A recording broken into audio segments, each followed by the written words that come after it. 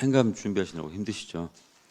네, 저는 마지막까지 기다리느라고 좀 힘들었습니다.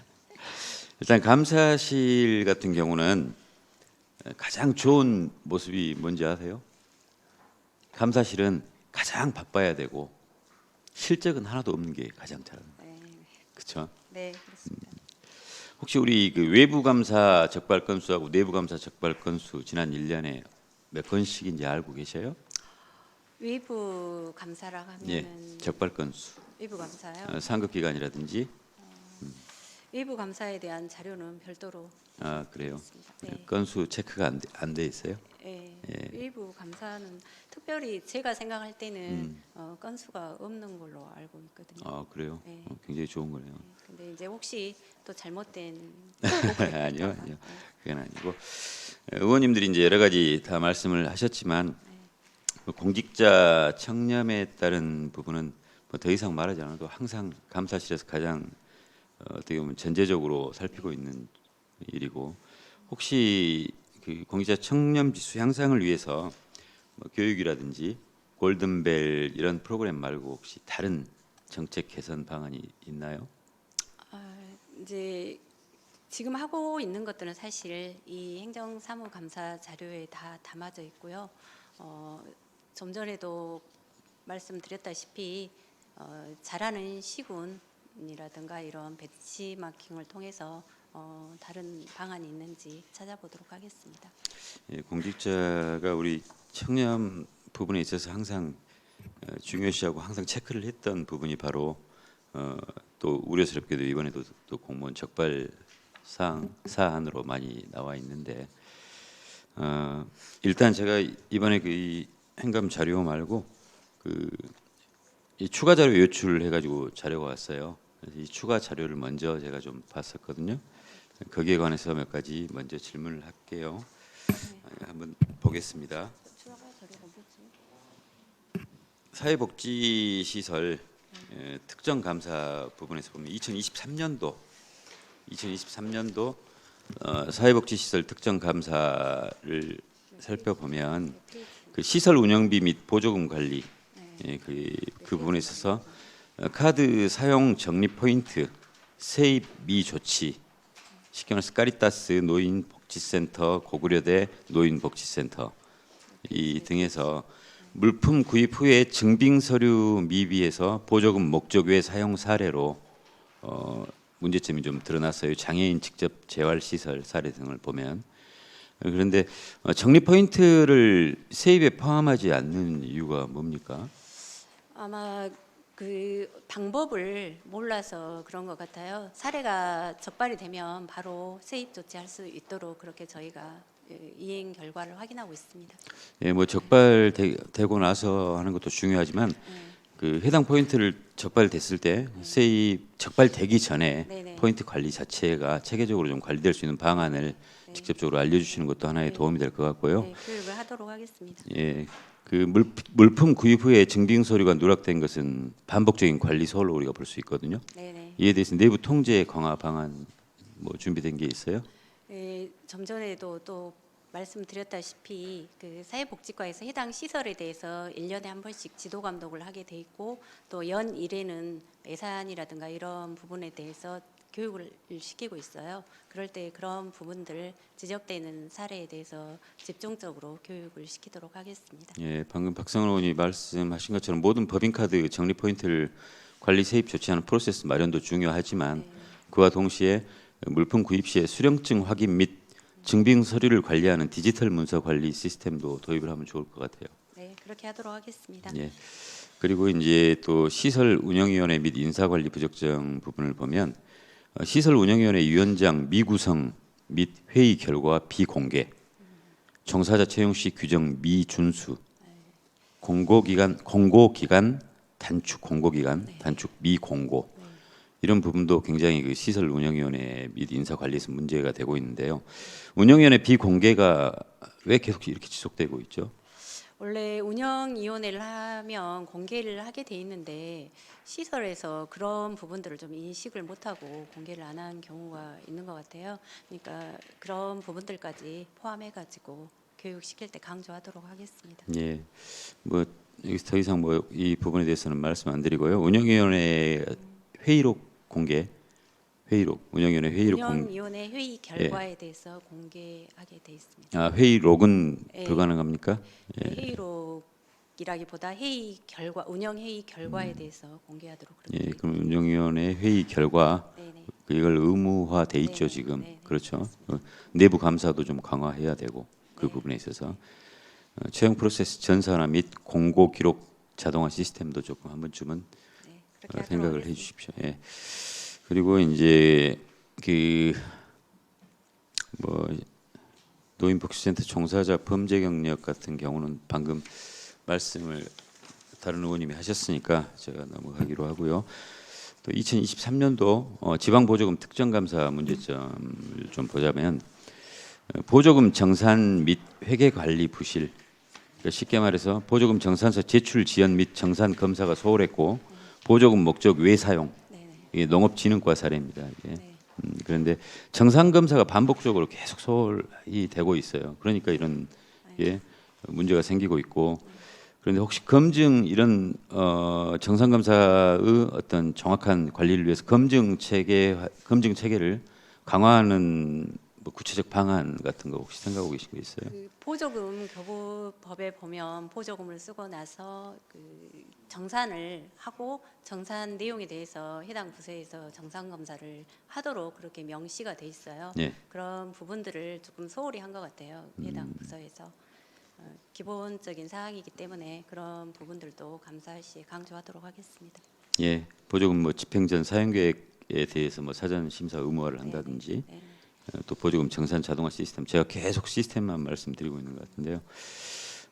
그리고 지방계약법 준수 이 미흡한 문제점이 나왔는데 대행 사업자 선정 시 지방계약법 위반, 나라장터라든지 이 미공고를 했던 부분, 그 부분이 문제점으로 좀 지방계약법 준수에 나와 있는데 대행 사업자 선정 절차에서 법 위반이 자주 발생하는 원인이 뭐예요? 이게 왜? 제 생각에는 그 직원들이 바뀌고 그러다 보니까 우리 읍면동 감사처럼 몰라서 직원들이 좀 그러지 않을까 이런 생각을 해봅니다. 직원들이 계속 이렇게 몰라서 물론 모르니까 그러겠죠. 알고 이렇게 하면 위법이겠죠. 불법이고. 그 직원들이 모른다는 그 자체가 직원들이 이제 바뀌었을 때 그 부분에 대해서 정확한 네. 업무 숙지도 필요하지 않겠습니까? 네, 업무 숙지를 해야 되는데 그런 부분들이 조금 미진한 부분이 있는 것 같습니다. 또 한 가지로 말하면 청렴 및 내부 거래 규정 위반에 대해서 보면은 문제점이 공원녹지과나 교통행정과에서 내부 거래 금지 규정 위반을 했고 또 보조금 결정 교부 결정 시 청렴 이익서 증거 소홀을 했다고 이런 문제점이 드러나고 있잖아요. 네. 내부 거래 금지 규정 위반 사례가 계속 지금 발생을 하고 있어요. 이에 대한 내부 제재가 진행됐었습니까? 그 부분까지 제가 사실 파악을 못했거든요. 그 예. 부분 별도로 보고드리도록 하겠습니다. 예, 그래요. 내부 거래 위반 시 그 제재했던 내용 그 부분 알려주시고 이 부분에 있어서는 내부 거래 위반 시에는 제재 조항을 강화하고 좀 오히려 더 강화하고 감시하면서 전수조사가 필요할 것 같습니다. 한번 알겠습니다. 알아보시고 저한테 네네. 주시고요.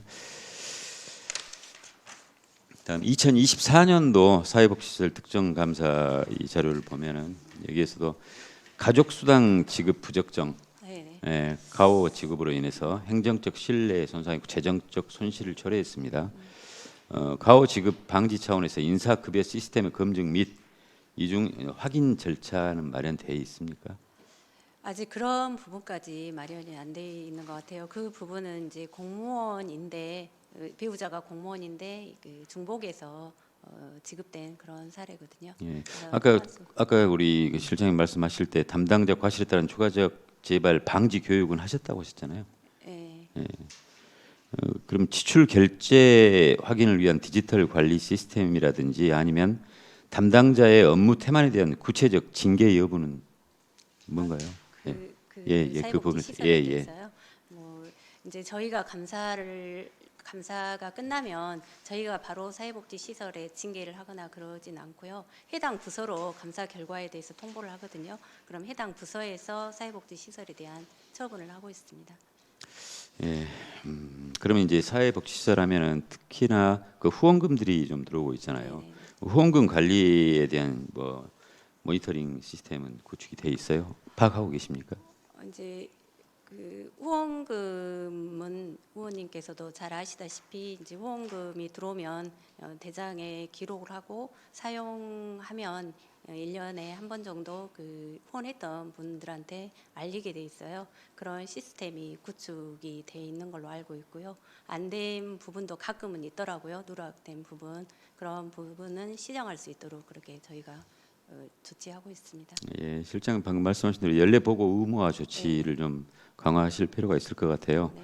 결과적으로 이제 이런 부분의 사회복지시설 특정 감사에 대해서 나타나는 문제점에 대해서 뭐 프로세스 개선, 뭐 예를 들어 전산화된 급여 및 지출 관리 시스템이라든지 교육 및 점검 강화, 항상 그 관리 담당자의 대상 정기, 담당자 대상 정기 교육 및 외부 감사 같은 경우도 필요할 것 같고 실시간 내역은 항상 좀 파악을 하고 있어야 될 것 같아요. 그렇게 하도록 하겠습니다.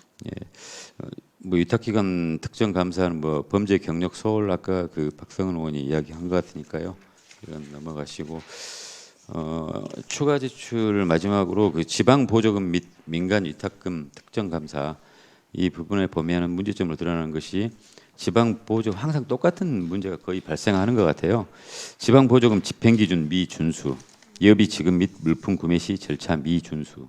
결과적으로 이런 부분이 계속 반복되는 것도 같고 보조금 집행 절차 표준화 작업이라든지 이 절차 미준수에 대한 사후 조치는 어떤 걸 가지고 있습니까? 제가 금방 못 들어버렸네요. 지방 보조금 집행 기준 미준수 네. 그리고 예비 지급 및 물품 구매 시 절차 미준수에 대한 거 이 부분에서 보조금 집행 절차를 하는 데 있어서 절차 미준수 그러니까 절차를 지키지 않는 미준수에 대한 사후 조치를 하신 적이 있냐고요. 그 이번에 1차 감사 때 주민생활지원과에서 이제 대표적인 사례가 그런 경우인데요. 이업이라든가 이런 거 지출할 때 그 이업이 지출하면 그 증빙 서류를 첨부해야 되는데 그런 부분들이 누락된 경우가 있었고 또 뭐 시간의 근무수당 부분이라든가 이런 부분들이 있었어요. 그런 부분들도 이제 저희가 그 개별적으로 이런 부분에 대해서 그 조치 결과를 항상 받고 있거든요. 그래서 개별적으로 아마 시달됐을 겁니다. 예. 됐을 거죠. 아 됐습니다. 예. 이행 결과를 저희가 다 받고 있거든요. 예, 예. 하여튼 그 지방 보조금으로 취득한 재산의 통합 관리 혹시 통합 관리 플랫폼 뭐 그런 거 구축 계획은 있나요? 지방 보조금. 보조금으로 취득한 재산. 이제 그걸 사실 50만 원 이상 중요 재산에 대해서 다 등록하도록 돼 있어요. 그래서 등록하고 있고 안 된 부분에 대해서는 저희가 지적을 하고 있거든요. 그래서 다 지금 등록하고 있습니다. 그 살펴보는 데 있어서 네. 그 자동화 그러니까 통합 관리할 네. 수 있게끔 그 뭐 시스템이 마련되어 있다는 말씀이신가요? 그 시스템까지는 제가 확인을 해보고 보고 드리겠습니다. 일단은 이쪽 부분 이렇게 하기로 하고 이제 책을 좀 행정사무감사 자료를 좀 볼까요? 페이지 5페이지 부실 공사 방지 사전 예방 및 추진 현황 이 부분을 보면은 2023년과 2024년 상반기 기준 부실 공사와 관련된 품질 및 안전 관리 미흡 사례가 지속적으로 발생하고 있는 것이 보이는데요. 4건, 11건 이렇게 시공 관리와 설계 변경의 미흡 건수 또한 다수 지금 여기에 보면은 보고되고 있어요. 나주시는 부실공사 방지를 위한 품질 및 안전관리 사전 점검을 정기적으로 수행하고 있음에도 불구하고 자꾸 동일한 유형의 문제가 반복되고 있습니다. 이 이유는 뭔가요? 저희가 의원님께서도 말씀하셨다시피 동절기하고 해빙기에 가장 부실 공사라든가 안전사고 발생 우려가 높아요. 그래서 정기적으로 저희가 2번 하고 있고요. 품질 관리라든가 안전 관리 이 부분은 소규모 공사는 해당이 안 되거든요. 1억 이상 안전 관리는 1억 이상, 품질 관리는 5억 이상인 그런 공사장에 대해서 적용이 되고 있어요. 그러다 보니까 많은 횟수가 많지 않기 때문에 직원들이 조금 간과한 부분이 있거든요. 그래서 그런 경우가 발생한 것 같아서 저희가 이 부분도 마찬가지로 점검을 하고 나서 이행이 될 때까지 꾸준히 저희가 사후 관리를 하고 있거든요. 그래서 직원들 교육이라든가 이런 사례가 반복적으로 발생하지 않도록 제가 교육을 꾸준히 실시하고 있습니다. 예, 뭐 그 교육도 중요하지만 이런 문제 예방을 위한 강화된 관리 지침 그리고 공사 현장 점검 주기를 확대하고 부실공사와 관련된 책임 소지에 대한 명확한 규정을 수립해 가지고 이런 문제가 발생 시에 관련 담당자에게 엄격하게 책임을 좀 물을 수 있도록 하는 조치가 필요할 것 같습니다. 그러니까 이제 의원님께서도 이런 부분을 우려를 하시잖아요. 그래서 이런 사항이 발생하지 않기 위해서 저희가 사전에 부실공사 방지 사전 예방 활동을 하고 있어요. 그래가지고 사고가 나기 전에 예방을 하자. 그래서 점검을 해가지고 이렇게 적발을 하고 있습니다. 예, 그런데도 계속 반복되니까 좀 문제가 된 거겠죠. 예, 다음 그대로 최선을 다해서 예. 이런 사례가 발생하지 않도록 노력하겠습니다. 예, 뭐 공무원 징계 현황에 따른 공직기강은 넘어가고요. 자, 페이지 6페이지 보면은 상급 기관 감사 결과 처분 현황 및 시 자체 감사 결과 관련해서 이걸 보면은요. 상급 기관의 특정 감사 및 시 자체 감사에서 다수의 시정 및 공고 사항이 발생했습니다. 특히 읍면동 종합감사에서 회수 및 추진 건수가 많아서 재정 손실의 우려도 되는데요. 특정 감사 이후 처분 이행률과 미이행 사례에 대한 후속 조치는 무엇입니까? 저희가 이제 그 재정상 조치는 읍면동별로 다 납부 완료했고요. 지금 안 된 경우에는 없어요. 읍면동은 다 납부 완료했습니다. 그래요. 네, 네. 예, 하여튼 감사 결과에 대한 신속한 시정 조치도 필요하고 하지만 그 결과를 좀 투명하게 공개할 필요가 있고요. 재정상 문제 발생을 예방하기 위한 내부 감사 시스템도 좀 강화시킬 필요가 있을 것 같습니다. 예. 페이지 8페이지 보면은 취약 업무 테마 기획 감사 실시 현황을 보면은 예산 집행 관리에서 봐야 되겠죠. 측면에서 보면은 지방 보조금 및 민간 위탁금 관련 감사에서 행정상 주의와 시정 건수 그것도 계속 발생을 하고 있고 이것은 곧 이제 예산 집행 관리가 미흡하다는 문제도 볼 수 있는데 보조금 및 위탁금 관리의 투명성 강화를 위한 사전 검토 또 그 후로 사후 감사 절차는 어떻게 지금 현재 이루어지고 있습니까? 어떤 방식으로? 지금 저희가 이런 사항을 방지하기 위해서 보조금 감사를 사실 매년 실시하고 있어요. 이제 목별로 다르긴 한데 목별로 하자면 2년에 한 번인데 보조금을 투명하게 집행하기 위해서 감사부서에서 매년 감사를 통해서 지적 사항을 통보를 하고 그에 대한 사후 조치를 할 때까지 저희가 사후 관리를 꾸준히 하고 있습니다.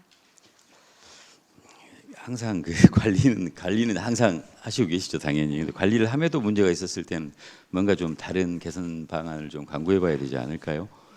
물론 이제 사후 조치도 중요하고 항상 사전 검토 절차도 열심히 잘 하고 계시는 건 알고 있는데 여하튼 정기적인 이런 부분의 실적 검토라든지 성과 평가 제도를 같이 도입한다면 좀 더 효과적인 예산으로 할 수 있게끔 되지 않을까 싶습니다.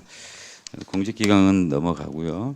또 아까 고충민원 이 부분 또 여러 가지 말이 나왔기 때문에 뭐 이 부분에서는 그냥 넘어가도록 하겠습니다. 단지 고충민원 처리 신속성과 투명성을 좀 확보하기 위해서는 민원 담당자의 책임 의식을 좀 제고하고요. 정기적인 교육도 실장님 말씀하신 대로 시키고 처리 과정에 대한 모니터링 시스템, 모니터링을 좀 해서 민원 처리 절차 개선을 좀 강화할 필요가 있다. 그 부분만 말씀드리겠습니다. 그리고 페이지 17페이지로 보면은 공사 용역 물품 계약 심사 추진 실적이 있는데 이게 제가 한 가지 좀 이 부분에 있어서 이걸 저도 살펴보면서 조금 뭐랄까요 헷갈리는 부분이라고 할까? 2024년 계약심사에서 절감률이 낮았잖아요. 네네. 그럼 우리가 보통 예산 절감에 대한 효과가 미흡한 것으로 볼 수 있거든요. 네. 그런데 절감률이 낮아지는 것이 목표가 되기도 합니까 이게? 네. 그 이유가 뭘까요? 저희가 그 계약 심사를 하는 기준은 적용하는 기준은 똑같잖아요. 근데 절감률이 높다는 거는 그만큼 사업 부서에서 어떤 기준을 잘못 적용했기 때문에 계약 심사를 하면서 그만큼 절감을 했다는 거거든요. 근데 저희가 반기별로 계약 심사에 대한 교육을 꾸준히 하고 있고 또 사례집도 배포하고 있고 또 신속 집행을 하기 위해서 이제 빨리 사업이 이루어져야 되니까 사전에 사업 부서하고 그 내용에 대해서 검토를 충분히 하고 있어요. 그러다 보니까 절감률이 낮아지고 있습니다. 그 상식적으로 생각할 때 기준은 똑같은데 절감률이 높다는 것은 그만큼 사업 부서에서 잘못 적용해 가지고 설계를 했다는 결과거든요. 그러면 절감률이 낮은 것이 결과적으로 더 예, 절감률이 낮은 것이 직원들이 업무 역량이 강화됐다고 그렇게 평가할 그러면 수 계약 심사 있습니다. 과정에서 절감 목표를 명확히 설정한다면 어떻게 되는 건가요? 저희가 뭐 특별히 절감률을 목표로 설정하진 않고요. 원래 계약 심사 기간이 10일인데 직원들의 업무를 신속하게 처리하기 위해서 3.5일 이 정도로 단축해 가지고 업무를 협조하고 있습니다. 예, 알겠습니다. 네. 좀 많이 넘어가 볼까요? 페이지 39페이지. 39페이지를 보면 배상금 지급 현황 이 중에 세 건을 또 살펴보면은 축산과와 세무과, 가족아동과의 소송 패소로 인해서 약 1천만 원에 달하는 배상금이 발생했습니다. 해당 소송 패소 원인과 패소 방지를 위한 법적 대응 전략이 부족하지 않았는지 하는 의문이 들기도 하는데요. 이 소송 실패에 대한 책임 소재를 굳이 따진다면 어디에 있을까요? 이제 지금 소송에서 패소한 것이 3건인데요. 축산건은 2017년도에 그리고 세무과는 작년 일이고요. 올해 패소한 거는 지금 가족 아동과 건이거든요. 근데 이거는 이 내용에도 나왔다시피 2017년도에 2009년도에 공산 어린이집을 여기 신축하면서 공공용지로 협의 취득을 했어요. 근데 새로 공산 어린이집이 나가면서 이제 용도 폐지가 됐거든요. 그래서 그때 그분이 이제 공적인 용도가 끝났기 때문에 다시 환매를 해야 된다 이런 사례여가지고 패소를 한 그런 경우입니다. 그거는 여하튼 법적으로 이렇게 정해져 있기 때문에 어쩔 수 없는 그런 상황이었던 것 같습니다. 여하튼 법률 자문 어쨌든 패소한다는 것은 우리 시로서는 굉장히 네. 듣기 좋은 일은 아니잖아요. 네, 그렇습니다. 네, 그래서 법률 자문을 좀 더 신중히 검토하고 중요한 소송에는 전문 변호사의 사전 감수를 좀 네. 받았으면 할 것을 제안합니다. 39페이지 또 고문 변호사 위촉 및 활용 실태를 보면 이 고문 변호사 5명에게 32건의 자문료와 수임료로 총 3억 2천만 원 정도를 지출했습니다. 현재의 법률 자문 활용도가 시의 법적 대응 강화에 충분히 기여하고 있다고 판단하십니까? 네, 직원들이 이제 저희가 고문 변호사 5분이 있는데요. 올 한 서너 건 이렇게 자문을 하고 있어요. 근데 저희도 업무를 추진하다 보면은 법적인 부분을 따져야 될 경우가 있거든요. 근데 고문 변호사한테 자문을 함으로 인해서 안정적이고 또 좀 자신 있게 일을 처리할 수 있는 그런 효과가 있는 것 같습니다. 여튼 자문에 대한 지출 규모 대비 효율성에 대한 평가는 좀 제가 볼 때는 아닌 것 네. 같은데요. 이제 한 가지 예를 들자면 저희가 보면은 지금 그 22페이지 1번 보면 그 전처리 시설 그 손해배상 그 소송이 있거든요. 근데 그게 1심에서 사실 패소를 했었어요. 근데 고문 그 자문 변호사 선임을 해가지고 저희가 승소를 했거든요. 라고 22억 배상금을 저희가 받게 된 그런 상황입니다. 네, 이런, 그러시니까 예, 중요한 3억 2천만 사건은 원도 괜찮다. 저 그건 아니고요. 이제 예를 들자면 이런 거고 다른 건도 사실 그 밑에도 한 15억 정도 이번도 저희가 승소를 해가지고 15억 정도 비상금을 받게 돼 있거든요. 예, 일단 승소는 기본적으로 하면 좋죠. 네, 패소를 최소화시키는 방안을 제가 말씀드린 거고요. 우리 네. 시에서도 물론 어떤 소송을 왔을 때 승소율이 훨씬 높잖아요. 뭐 비교 안 될 정도로. 하지만 패소율 자체도 가끔 나오니까 그 부분 더 저희가 소송에 예. 준비를 해가지고 승소율이 높도록 최선을 다하겠습니다. 예. 그리고 똑같이 40페이지 한 장만 더 넘겨보면 갈등 관리 현황 및 처리 결과가 나오는데 이 시민 권익위에서 이제 공공 갈등 현안 논의를 한 건데 공공 갈등 건수 8건 중에서 일부가 상정 없이 종결이 됐어요. 그러면 상정되지 않는 사안에 대해서 구체적인 해결 과정이 충분히 여기는 설명이 안 돼 있어요. 이 과정에서 혹시 이 민원과 관계된 주민들의 충분한 의견 수렴을 거쳤습니까? 미상정 시킬 때? 이제 그 정결 상정하지 않고 정결이 된 경우 같은 경우에 예를 들어서 성북동 이제 그 상정 전체 이혼의 상정은 안 되더라도 그 임원진 간담회를 꾸준히 저희가 통하고 있거든요. 그래서 매번 전체 이혼회는 열기가 어렵기 때문에 임원진들 분과별로 이혼회가 있기 때문에 위원장님들을 통해서 의견 수렴을 해서 미상정할 것인가 상정할 것인가 이렇게 결정을 하고 있습니다. 예, 이제 주민들 거기 관련된 주민들 의견 수렴이라든지 이제 그 주민들 의견도 일정 분야 수렴하는 걸로 알고 있거든요. 예를 들어서 나주역 리버파크 이런 경우도 제가 왔을 때 이런 의견 온라인을 통해서 사실 접수된 경우거든요. 그런 경우도 현장도 갔었고 그다음에 관계자들 의견도 다 수렴을 했었어요. 그래가지고 그 위원장들하고 회의를 한 결과 이건 조금 있다가 처리를 했으면 좋겠다 이렇게 의견을 도출해낸 겁니다.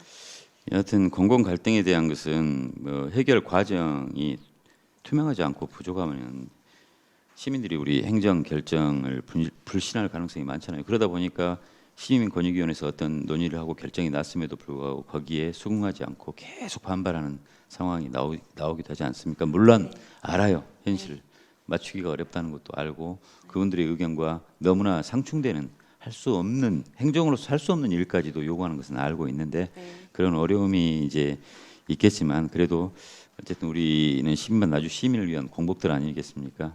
모든 갈등 현안에 대해서 주민의 의견을 좀 충분히 반영할 수 있는 결정 절차를 좀 강화시켜 주시고 특히 미상정 사안에 대해서는 처리 방식을 이제 정확히 주민들에게 좀 공개할 수 있도록 했으면 좋겠어요. 네. 예. 알겠습니다. 지금 여기까지 우리가 이제 그 기본적인 거 봤는데 제가 실과단소 공통 자료에 대해서는 이 서면 질의로 대신할까도 했는데 시간을 조금 위원장님 저한테 더 주시면은 제가 여기서 아예 마무리를 좀 하고 싶은데요. 한 15분 정도. 20분 정도.